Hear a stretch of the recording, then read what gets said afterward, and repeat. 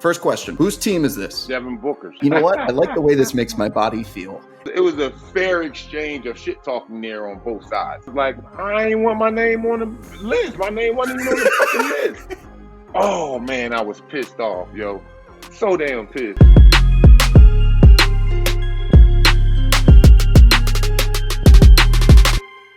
Welcome back to another episode. That's what she said, with a new world champion. As you can hear the clinking in the background of your stream right now, the man himself, Rasheed Wallace, is over here basking in the glory that was the weekend in Philadelphia. Philadelphia's own Simon Gratz's own. I got to hype you up real quick like I'm Michael Buffer introducing Floyd Mayweather here. The king of Sting, the Count of Monte Fisto.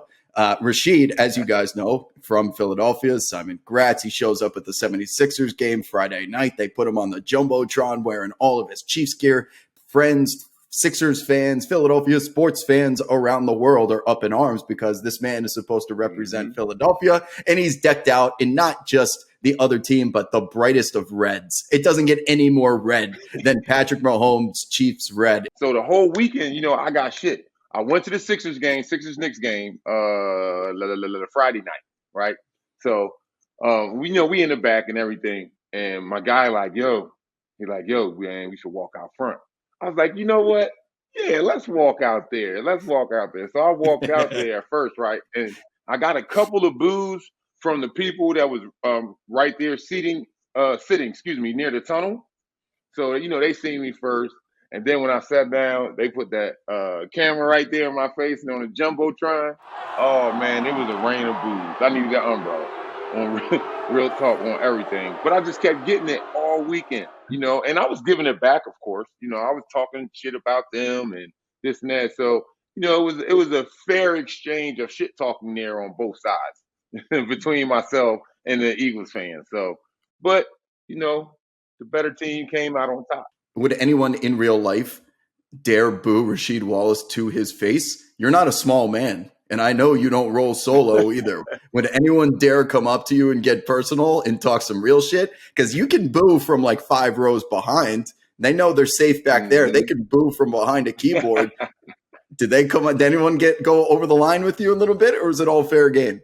No, it was all fair game. It was a couple of spots I went to, a couple little hood bars that I went to hang out at, and I'm in there with friends and family, and I know people that's already in the bar. So it just made it a fun weekend. It was shit talking on both sides. They like, oh, man, we going to do this. I'm saying we going to do this, and this going to happen, and that going to happen. So we were just going back and forth, but it was fun to me. It's even more fun when you win. And the man who has worn Chiefs gear, I think, almost every single episode that we have done this program, it's not going to stop anytime soon, as they feel like they're in the middle of a dynasty. He didn't spend all that money on those chains and clink around for nothing. He's got jerseys for as far as the eye can see. It is a well-earned victory, my friend. And yes, sir. I'm sure Chiefs fans and you got even more. I mean, it doesn't stop. It's like no, it's time. We're a fashion it's time show. To go ahead back to basketball. Go ahead and somberly cheer for my Sixers. But as always, we like to lead off our program with a moment in time.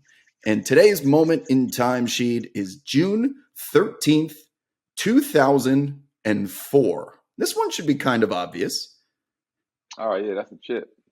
Yeah, okay. So it was not just the chip, but it was the game that you got pissed off at something. Chauncey once told us that he would go to the refs and lobby them that, hey, can you tee Sheed up? Because we need to get some energy on this team. And sometimes to get you going gets the rest of the team going. We're in the middle of the third quarter. Look at that score, by the way. 49-49 halfway through the third. Maybe it was this play. Oh, okay. Do you remember this moment? Because you're about to go crazy for the rest of the game here. What got you going right there? Yeah, I remember because when I went up to block his shot that second time, he knew he couldn't get it off. So I pretty much tried to snuff the shot, and afterwards he shot a little flare elbow. Now I could deal with, I could deal with something, but not dirty play.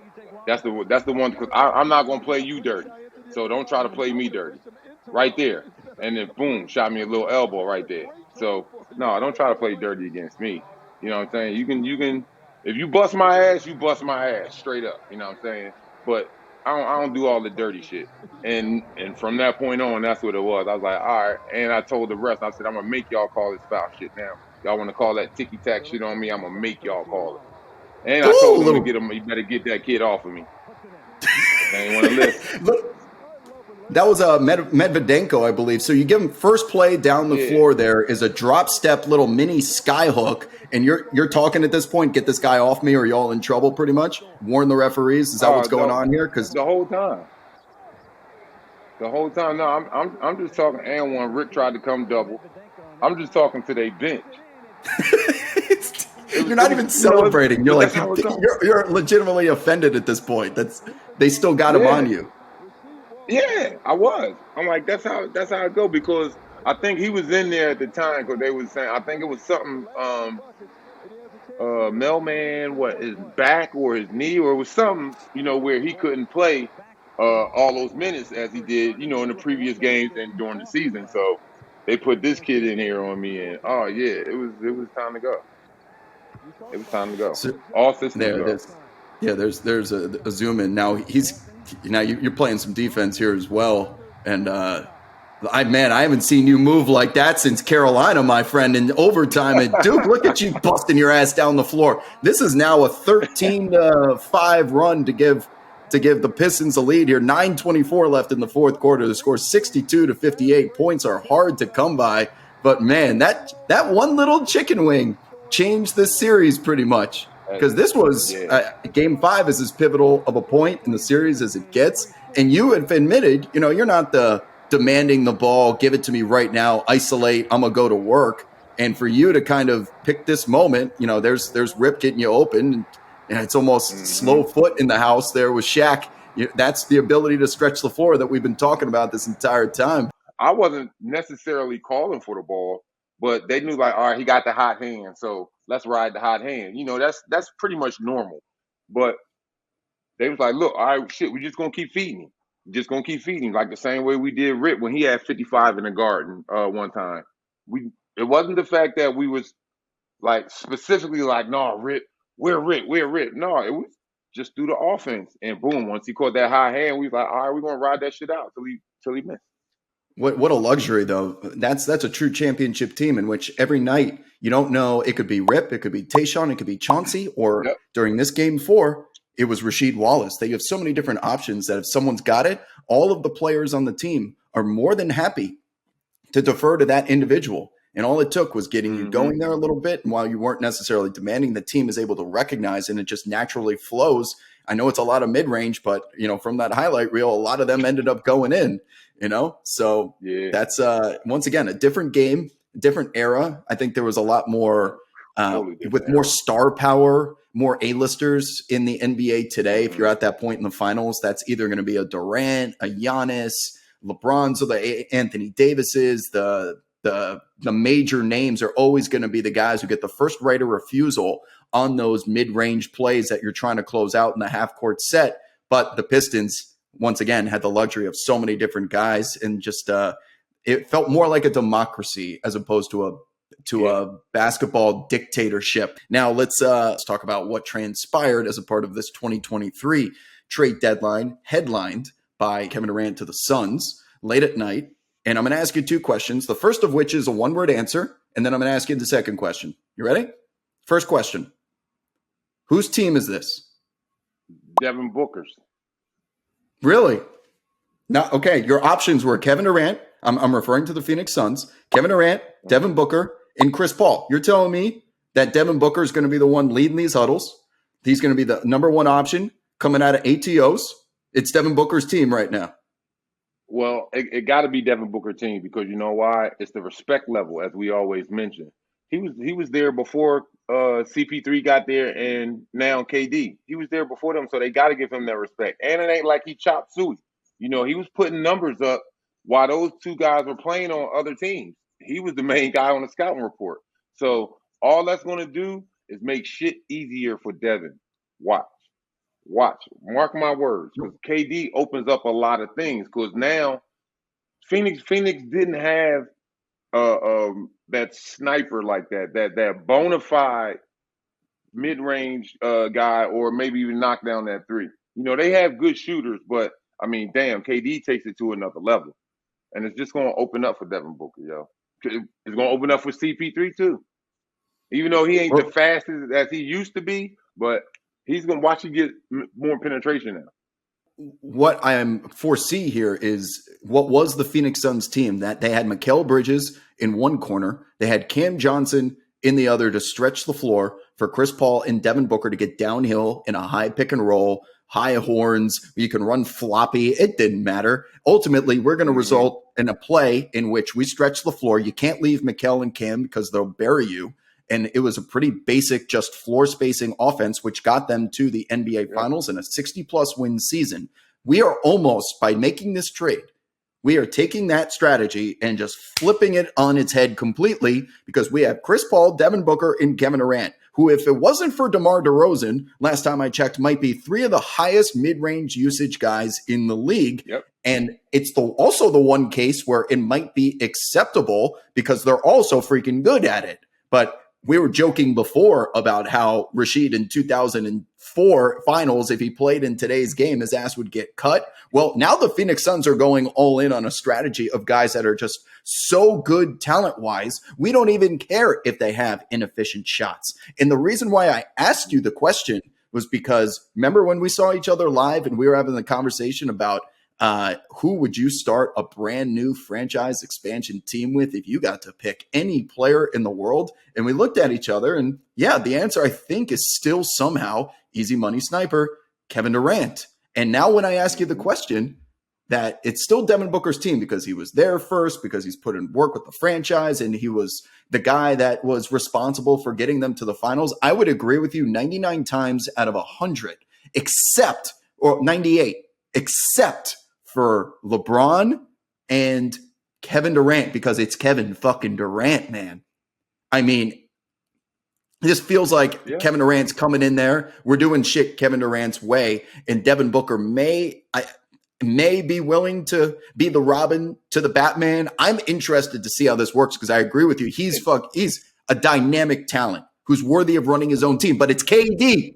It's KD, and KD is not afraid to distribute. It was the same question. It was the same way when KD got traded to Golden State. Whose team was it? Steph Curry's team, or is it KD's team? And, you know, eventually we all knew that it was still Steph's team.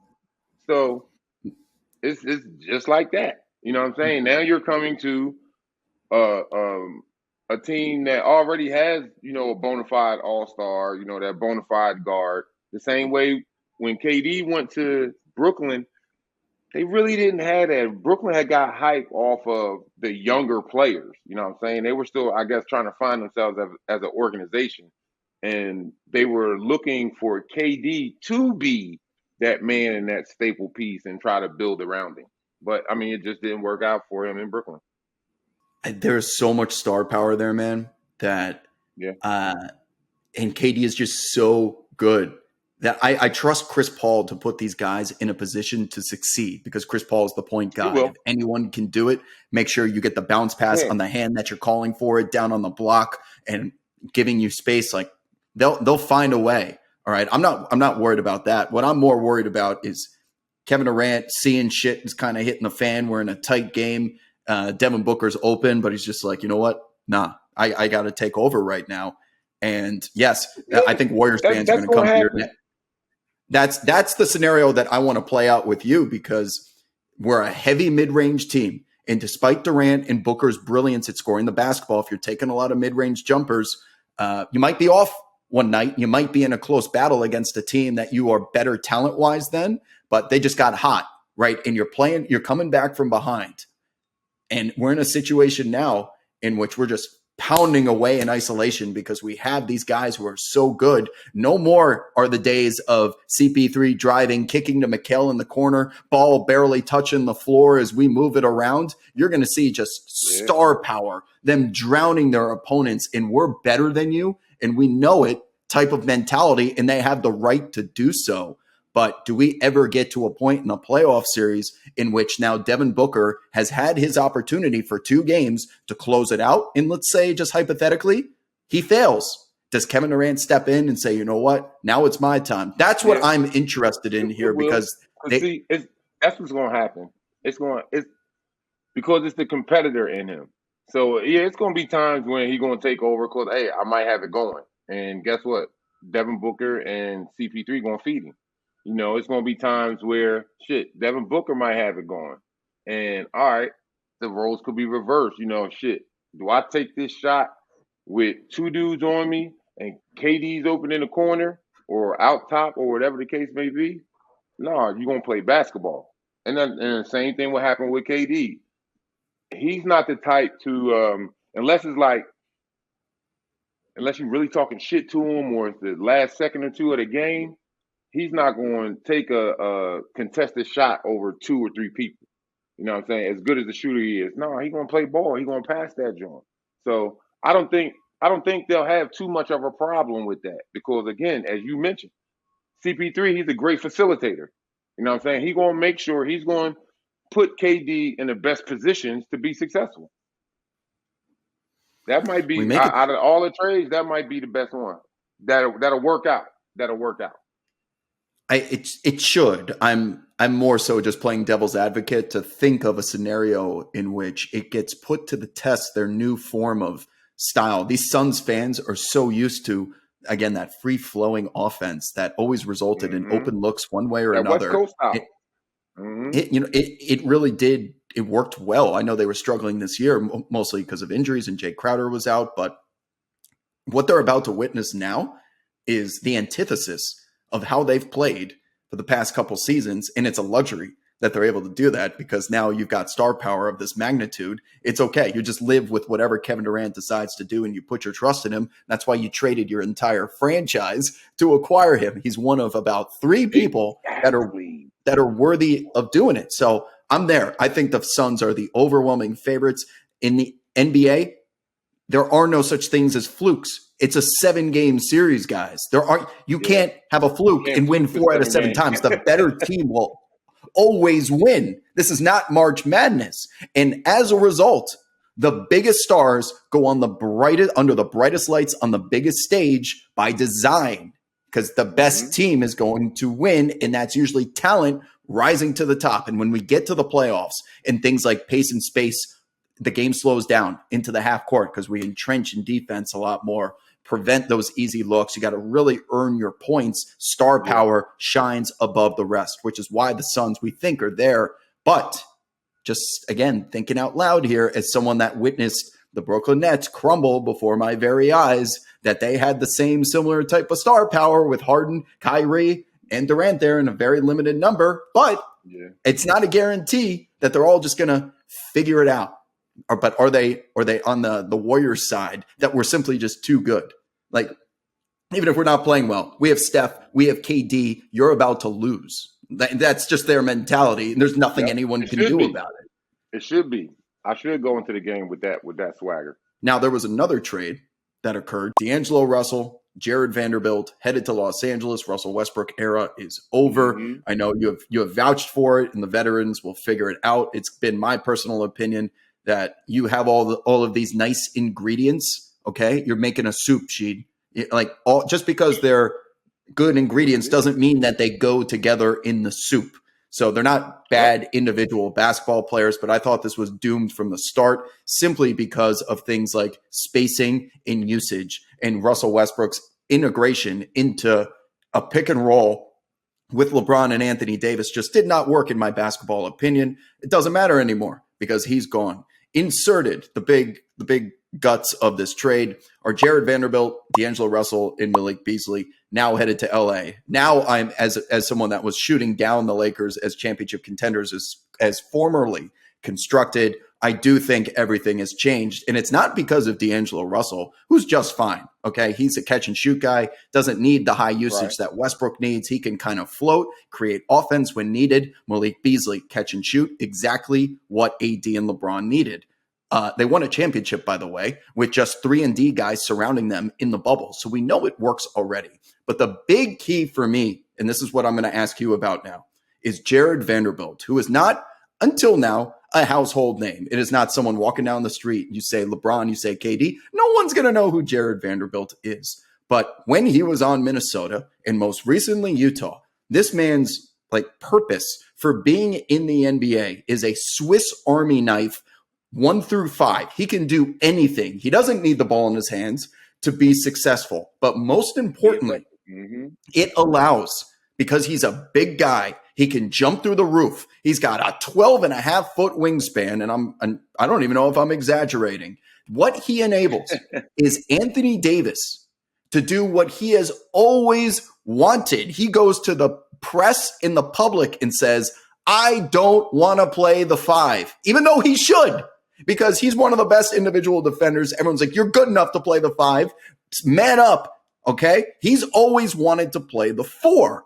What Jared Vanderbilt's addition does, and we see it by the time of filming this, we only have one game of sample size. But in that one game, with Vanderbilt running baseline to baseline, doing all the dirty work, taking on the most difficult assignment of the other team, hitting the glass, contesting at the rim, all of these little things, Sheed, is going to unleash AD, who's been a little dormant lately. But I want to get your thoughts on, first of all, AD moving from the 5 to the 4, because in your day, you could have technically played 5 too, but you were a 4 alongside Ben Wallace and Sabonis. What's it like to play that 4 when you have someone that can complement you at the 5? And how do you see the trade playing out for the Lakers? Well, they got younger pieces. And probably I would say for D-Ham and his coaching style, the pieces that he's looking for himself. He wants to build the team that he thinks will be successful. He's a hell of a Vanderbilt's a hell of an athlete. Like you said, Swiss Army knife, but that's one thing. Again, why he's in the NBA. Because he doesn't have just one facet. Like you said, okay, he can go out there, he's a solid rebounder. He's a solid defender, he's a solid shooter. He's even kill across the board. And it's not like he does one thing totally more awesome than he does the other thing. No, he's even kill across the board. And that's what they need, that guy that's going to go out there and, again, as I was saying, dive into them stands, get on that floor, be that hype man with his play opposing to with his mouth. You know what I'm saying? And that's a piece that obviously D-Ham wanted. He's going to work out for him. So far, so good. Hopefully, like you said, we only going to get a snippet before All-Star break. So he's going to have some time to get a couple of practices in and at least try to look good, because that's definitely a better time. So, let me get some practices in before, I go out here with a new team. Because as I told y'all before, it's a difference. He's been playing against those guys for the last couple of years, right? And knowing them and all of that. It's a difference when you're playing with them and against them. Now I'm playing against him. Okay, what's his tendencies? Okay, I know he can't go left, or I know he can't post up on the right block, whatever the case may be. But now, as his teammate, it's like, all right, I'm not going to do nothing to put him in a position to the point where it's going to show his flaws. You know what I'm saying? So it's a give and take relationship with that.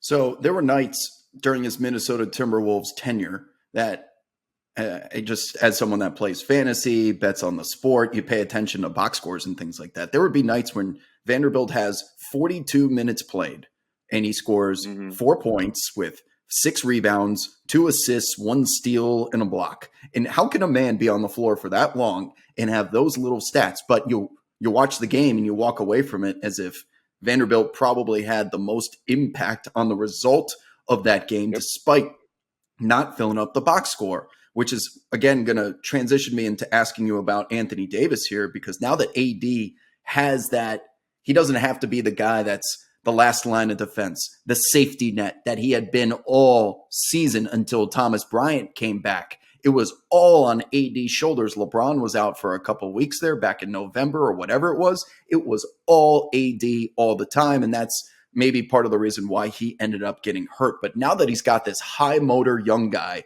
doesn't need the ball in his hands, you never have to worry about floor spacing with him. You never have to worry about him needing the ball. Otherwise, he's going to get upset. You can play a small ball 5 Vanderbilt and not be small because you have AD at the 4. And again, I want you to use the examples for me of what it was like to be a true four back when positions 1, 2, 3, 4, and 5 actually correlated to point guard, shooting guard, small forward, power. That's all gone. We play positionless basketball in 2023. But just the philosophy and the facet, the mindset of AD not having to do all those things anymore. Tell me what it's like when you have a Sabonis or a Ben Wallace or someone that you know alongside you that what does it enable you to do as a big man? Okay, let's say when I was playing with Dell Davis. Dell Davis, his strong rebounder, strong defensive player, but he's not the best shooter in the world. So it's like, okay, again, I'm not going to put him in a position to where he's not going to be successful. So I'm going to make sure I give him this ball, when we down low. When he down low, high, low, I'm going to bang it to you, dog, go to work. You know what I'm saying? And when you playing with that big, it's hand in hand. That's your partner. That's a marriage. Because, you got the guards. Them little motherfuckers is out there on the wings. It's just y'all two down there on them chop blocks. And you running that triangle with the high low, you just moving. Every time you got to stay opposites of a magnet. When I'm the 4, if I'm high at the high post, well, then that 5 got to be at the low post. If he flashes up as that ball moves, then I got to flash down because he's coming up. You know what I'm saying? You always got to stay opposite. So that's on one half, that's good. On the other half, I think in the case with AD, it's like, look, shit, it's a few big dudes out there, that play the 5, as we mentioned before. Jokic is a pretty heavy guy. You got Embiid. Aiden's a pretty heavy guy. So it's the people that do play 5 in the NBA are some big dudes. And again, AD, he just came into his height. So he's not, really prepared to do a lot of things. So he don't want to bump and grind down there on them chop blocks every night. You know what I'm saying? He want that freedom of that 4 to be able to flash, move, do this, do that. And I don't necessarily have to post up. With him playing that 5, it's like, shit, I got to be down here somewhere on his block. So I'm not in the fucking way out there on a perimeter. So it's going to be give or take for him. And I know he's happy playing that 4 now. Because I think when they won in the bubble, he was playing a 4 for the most part, except a couple of times when he did go to 5, which wasn't long, but it was him, tip plays. That was Brian coming down, penetrating, and then when the defense steps up on Brian, he dumping. You know what I'm saying? AD dump. The comparison that I think, like, if there are any Laker fans watching this, that I want to use for the new version of AD that we're about to see post Jared Vanderbilt edition is back when the Milwaukee Bucks won the title a couple years ago. I remember everyone on Twitter, myself included, is screaming into the computer and at the TV, why is Giannis Antetokounmpo not guarding Kevin Durant as KD lights up PJ Tucker, who is a stellar defender, but there was just a different echelon of player there, okay? So Giannis did not ever really guard KD. Budenholzer's strategy, because he had the luxury of a Brook Lopez and a PJ Tucker, was to have Giannis play free safety, who just lurked around those chop blocks. And if you wanted to penetrate, if you could beat our guys off the dribble, Giannis was waiting for you down there. He would float. He would scramble to close out on the perimeter. He was out there kind of just observing. And he wasn't necessarily engaged with the actual dribbling on the perimeter and the one-on-one as PJ Tucker kind of got lit up there. You're sitting here saying, like, Giannis maybe could have done a better job, but the strategy was in place, and ultimately it did end up working over multiple series. Now, the reason why I bring that up is because you're going to see Jared Vanderbilt, if it is a KD or if it is maybe not a Booker on the guard side, but I could just name small forwards, power forwards that are big guys that are Kawhi Leonards of the world, Paul Georges of the world, okay? Right. Like Jared Vanderbilt's going to get that assignment on the perimeter, but by doing that, AD doesn't have to guard all the way out there anymore. AD is going to be lurking around the rim, I think, in my opinion, on those blocks as help, as closeout guy. So if you do beat Vanderbilt off the dribble, the Lakers now have the luxury of saying that safety net that we relied on all year doesn't always need to step up and be the primary defender anymore because everyone's getting their ass busted on the perimeter because they can't guard their own shadow. So you have a legitimate defender out there. Okay, if you get by him, now you get the final boss. So look for AD to be playing free safety a lot down there, which is all I think he's ever really wanted to do. And when I say he's finally going to get his way, that's what I mean. She just told you about how he can float on offense because you're down on the blocks. You can't stretch the floor if you're one of those true fives. But on defense is where he usually gets banged up the most, where his durability comes into question. And it's usually because he's asked to do so much.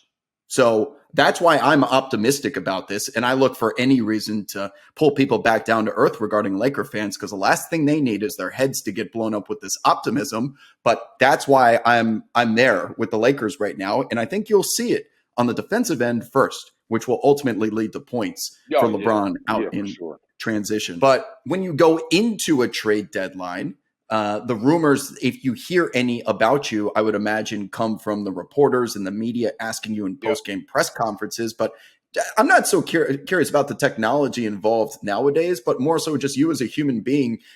Do you want to be traded? Because some players request trades, but I'm thinking about their families. Do they have to take them with them? They got to start playing 2 days after they get traded. That's not a lot of time to like uproot your entire family and schooling and move them across the country. You know, what goes through a player's mind as the trade deadline approaches there, regardless of their basketball situation?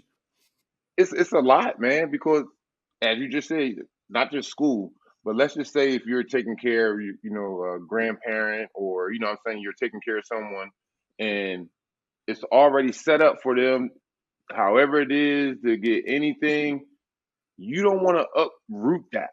You know what I'm saying? Because everybody is comfortable. So it's like, all right, well, I'm gonna have to go. So the only thing, and you gotta go, so you don't really have a choice. But to just uproot your family, nah, not that's not good. Now, if you single, shit, it don't matter. Yeah, I can get somebody to sell the crib, to get rid of, move the furniture, all that stuff, whatever. But and you ain't got to worry about all the other things. You ain't got to worry about going to a new area, looking for a new school, making sure it's a good school. You got a supermarket somewhere near you, and there's other things to do for your kids. You ain't got to look into all that shit if you don't have that family. But it's a lot. And then, as you said, some players do request to get traded, but they're looking at it with from the basketball standpoint, opposing to the life standpoint. It's like, man, I don't like this team, or I don't like this coach. We not getting along. I hate the GM, or whatever the case may be. It's work. That's work you frustrated with. So to have your family, it's hard to just up and go with that. Does it have any impact on the locker room that week? I know some guys are worried about getting traded, even if you're not one of the teams that's involved. Is it just in the back of everyone's mind? I don't know if everyone is as stoic about it as you are. Like, do they get affected? Have you seen players get affected by being in the media back page? This player X needs to go, and then there's a week to get rid of them. That has real effects on the team and the players as humans, doesn't it? It definitely does. And again, as you just said, that player might have a family, or it's like, shit. I need to make sure that I stay on for the whole season to be able to get my full payment on that money. Usually when the guys that are more thinking of like, I hope I don't get traded, are usually probably something like the ninth, 10th, 11th, 12th dude. Of course, in your first five, either you got to be playing shitty or demand a trade. You know what I'm saying? And then you got your first reserves off the bench, your first three off the bench. It all depends on, all right, is it a free agent year? How much they want to get paid?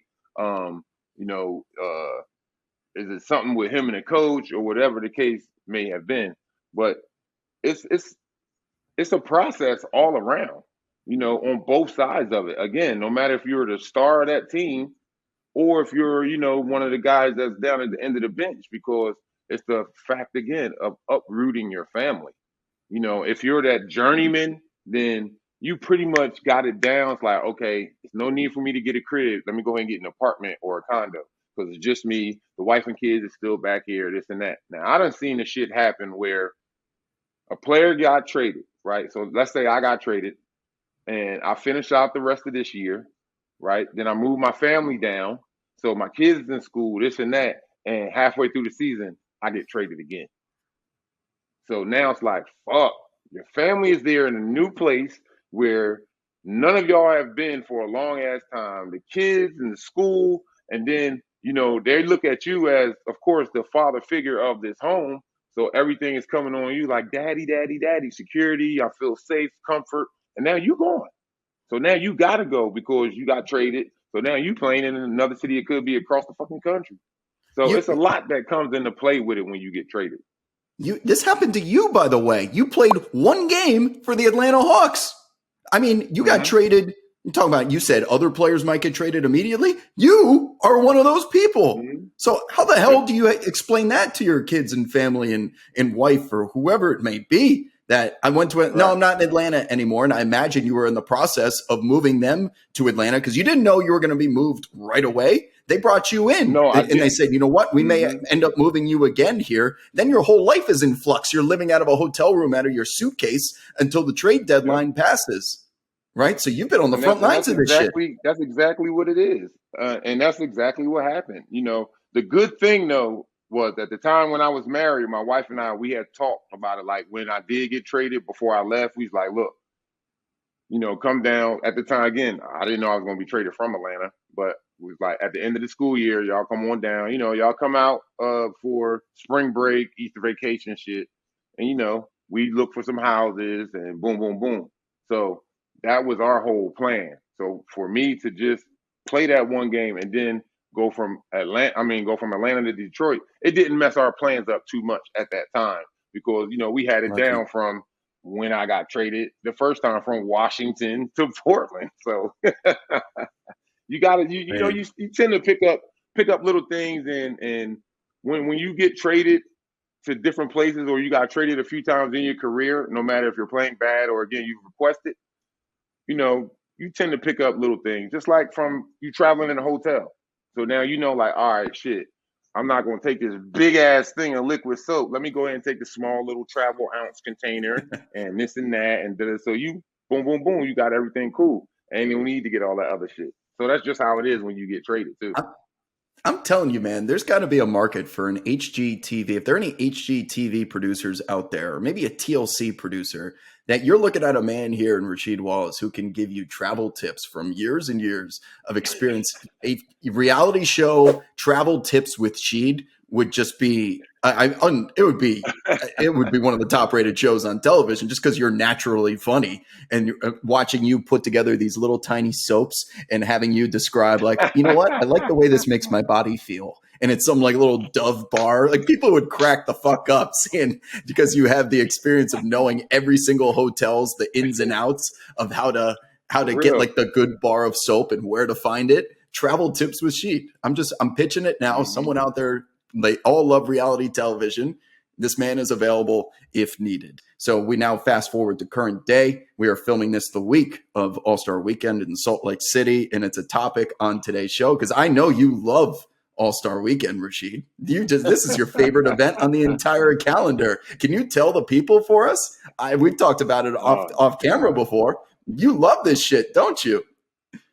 Yeah, me personally, I can't stand All-Star games. Even back when I was in high school playing an All-Star game, I didn't want to go to the McDonald's game, to the Magic Johnson game. It was nothing personal against anybody else or any committee members, but it was just the fact I don't like All-Star games because for me, the way I always looked at it is like, look, that's where motherfuckers get hurt because they don't want to play for real. They just out here to want to, do the show and pony dance. But nah, So yeah, give me something. I'm a foul. I'm gonna do all that to try to get out. I don't want to be out there.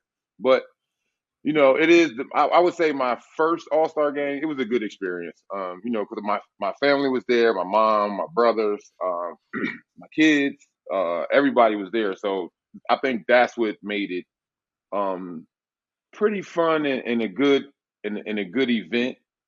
Something for the family to go to my first year. But after that, no, it was all too much hype and too much hype in politics. So I'm good on them. One of the All-Star weekends you told me about, you got put in as a reserve and you had your whole vacation booked thinking you weren't going to the All-Star weekend and then they made you go. Yeah. So look, That I think at the time KG was still playing in Minnesota. No, excuse me, not Minnesota. Excuse me. He was playing in Boston. He was playing in Okay. Boston, and he had tore a stomach muscle, right? And this is like probably like the All Star game weekend starts on like Thursdays. This is probably like about Tuesday night. On the last game is usually 2 days before this break starts. So it's Tuesday night. So, I'm like, all right, I'm packed. I got my shit packed. My wife had her shit packed. He's like, bet, we leaving in the morning. Like, all right, cool. Man, my agent hit me later that night. And he was like, so what's up, She? I'm like, what's good, man? He's like, so what you about to do? I was like, shoot, me and the Wiz, we about to go to the island somewhere, the Bahamas or some shit. It was one of them trips down there. And he's like, well, I got some bad news. You can't go. I'm like, huh? It was like, yeah, they voted you as a reserve in the All-Star game because KG tore stomach muscle. I was like, I ain't want my name on the list. My name wasn't even on the fucking list. Like, how the hell I get to be a damn reserve? And I had to end up going. So we sitting down there, right? We in the locker room the day of the game. I told so I'm sitting in the locker area. Is Ray Allen, Paul, KG, Chauncey, Rip, Ben, myself, and it was one more person. But we were all in this one little, corner of the locker room. Told him, I said, hey man, don't y'all pass that shit to me. I said, y'all pass that shit to me. I'm shooting that bitch. I said, and I'm playing left-handed. It's a ha ha ha ha. Everybody like ha ha ha. Funny. She. All right. So we in warm ups. So I'm warming up the left hand a little bit. I'm like, all right. And then I just kept doing the regular warm ups, right? So boom, I finally get in. They pass me that ball. Put it up. First one left. Missed. Punk. I got it again. All right, y'all thought I was playing. Put up another shot. I missed it. Then we were on defense, and I got a rebound, so I kicked it out. And so I was the last man down the floor. So it was like to move the ball from side to side, you got to hit the man up top. Well, I was the man up top. Thank you. Put that thing up, and I made that one. I think I went like 1 for 4, 1 for 5. But I was like, man, y'all thought I was playing, and they didn't put me back in. I was like, man, I ain't want to play in this joint, man. And it was the fucked up part about it, though, Wob, was I couldn't get my money back because it was within the 24 hours of us being there, so I couldn't do the cancellation fee. Oh man, I was pissed off, yo. So damn pissed. The post game press conference, there's because they're obligated to sit there. All the players are. LeBron will. This is amongst his colleagues and his fellow player like fraternity. I don't know, at least in public, he does not flex his like I'm LeBron muscles in front of them, but he does once per year. And that is the post game press conference podium. There's a line of players because I've been down there like filming, working, just being a reporter. And there's a line of players and LeBron goes, I'm going first. I don't care I'm going first because he's got a plane waiting for him to take him to some exclusive part of the world. I'm not waiting for you guys. Guess what? I don't care if you're waiting in line. I'm going first. He's always the first to do the post, and he gives you 2-word answers. He's out of there. That's it. I get it. It's a long weekend. At that point, they just want to get the fuck out and go on their little vacations that they've earned because they've been on the road for Lord knows how long. Good to know, though. There's a different perspective of All-Star Weekend from the everyone holding hands in Kumbaya. We're all All-Stars. No, It is not just that. We're going to end the program here. I'm hoping that there's a name of some kind. We call this segment Respect the Game, and we ask Rasheed to remind us about either a former player, an opponent, a colleague, a coach, maybe a duel. Last week it was Steve Kerr, and we heard about the story of challenging him to a 3-point contest in Portland. These things interest me, Sheed. So is there someone out there in the world that you want to respect the game, teach these youngins a lesson about someone that trailblazed a path for the current stars? Oh, definitely. So this week's respect the game player to me is Rick Mahorn. I first met Rick Mahorn when I was 14, 15 years old in a pickup game. So I'm out there, and it's summertime. So the Sixers, they used to play at CCP, Community College of Philadelphia, and so I had some family members work down there, and they was like, "Yo, you should come down, run with the Sixers." So, boom, I'm going down there, and here comes Thump and Bump, Barkley and Rick Mahorn, and just growing up and watching them in Philly made me realize and look at the defense tenacity in the NBA, and two, some grown man shit.